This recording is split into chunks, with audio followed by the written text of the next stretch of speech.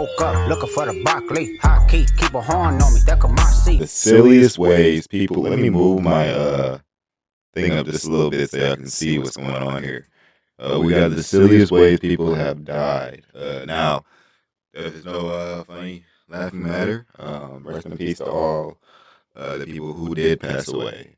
Now we will get into this reaction, man. Make sure you're keeping God in your life. See what they talk about.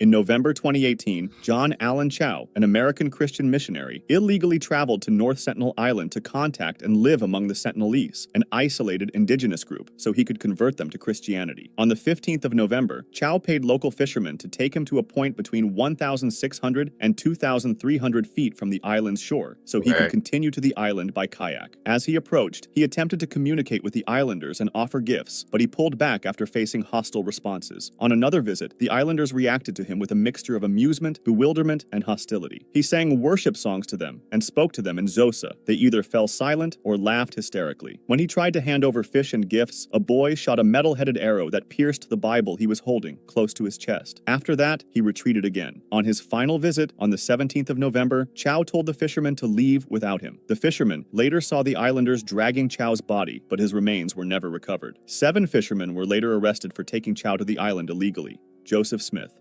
It was January 22nd, 2023, in Sumner County, Kansas. Joseph Smith, a plumber, decided to go hunting with a friend and his friend's shepherd dog when a tragic incident occurred. They loaded the dog and the guns into the backseat of the truck and headed into the woods. While Joseph sat in the passenger seat, the dog accidentally stepped on the trigger, causing the rifle to discharge and shoot Sparky? Joseph in the back. Emergency response units arrived within minutes and attempted to revive him, but he was pronounced dead at the scene. An initial investigation examined whether the dog was at fault, but the sheriff's office ruled the shooting an accident and closed the case. The dog was not harmed. Frank.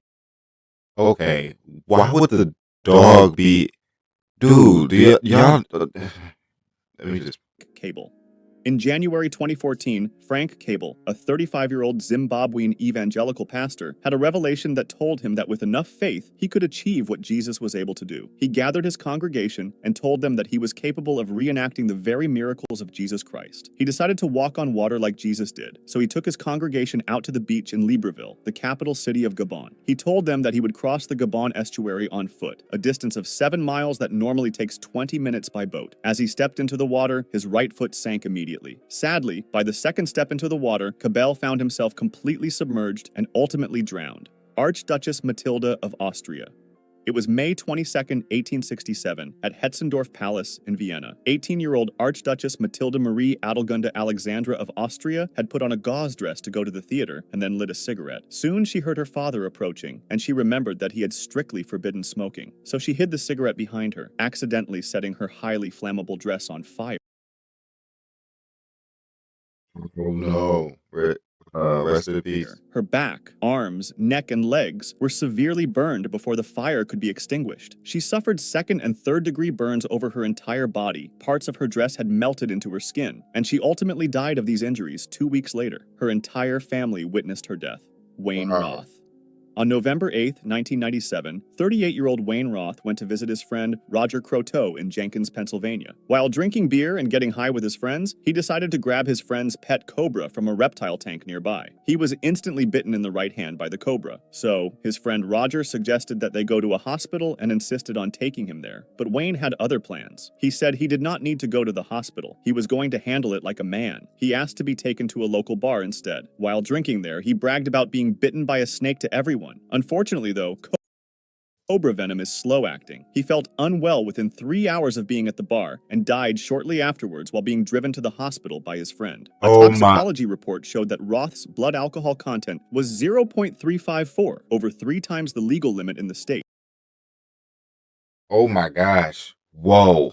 And that controlled opiate substances were present. The official cause of death was listed as cardiorespiratory failure due to drug overdose. Luciano Ray Cecconi.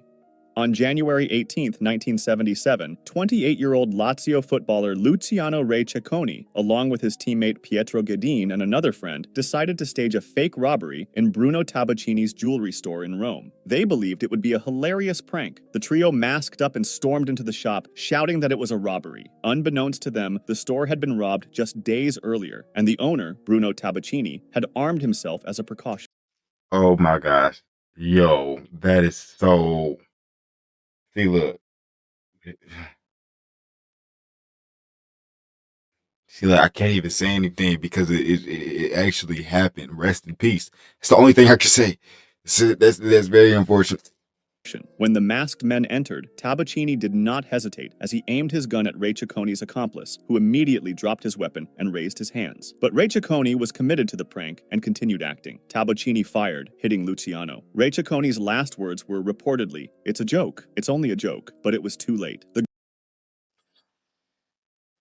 Bro.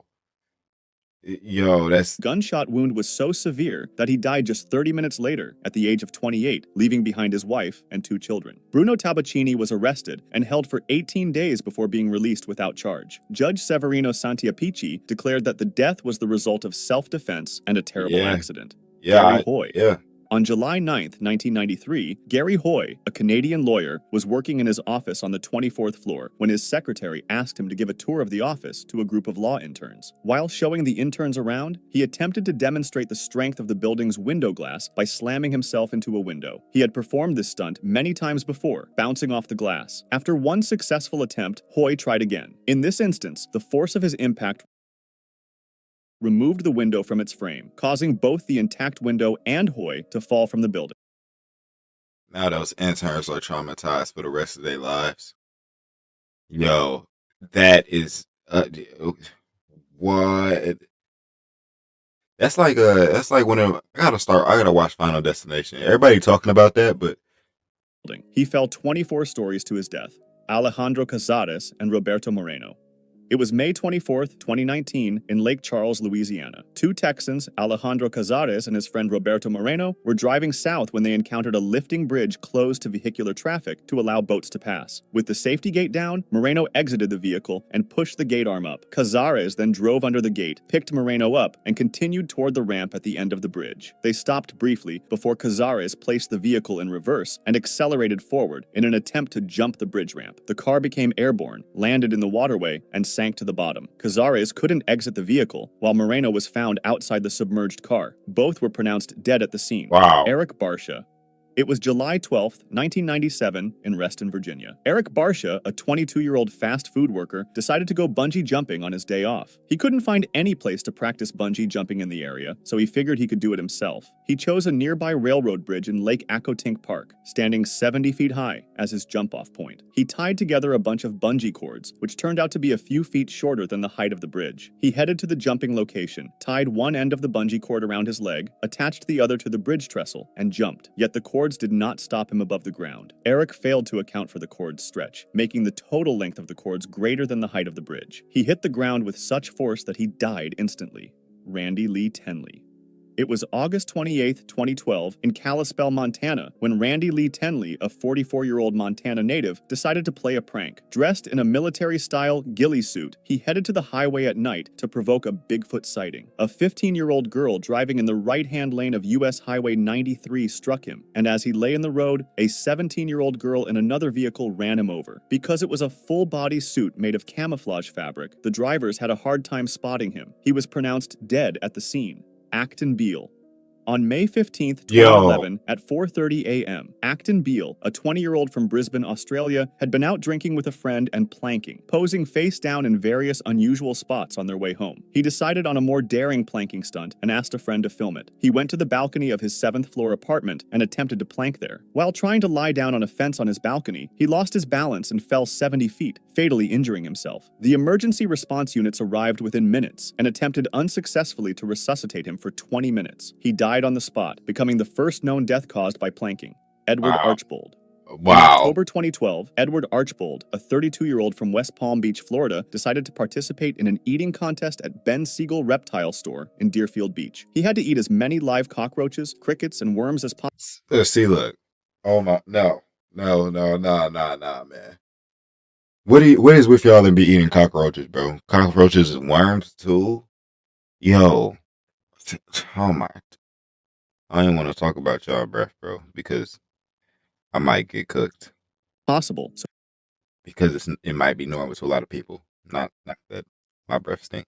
So he could win a giant snake. He was competing against 30 other participants, but unlike them, who ate one insect at a time, he shoveled handfuls of crickets, worms, and cockroaches into his mouth and drank water to wash them down. He won the contest. No one else ate close to what he did. He immediately went to the bathroom to vomit, then became ill and collapsed in front of the store. Paramedics rushed him to the hospital, where doctors pronounced him dead. About 30 people ate the insects, but authorities said none of the other contestants became ill. The death was ruled an accident caused by asphyxia due to choking and aspiration of gastric contents.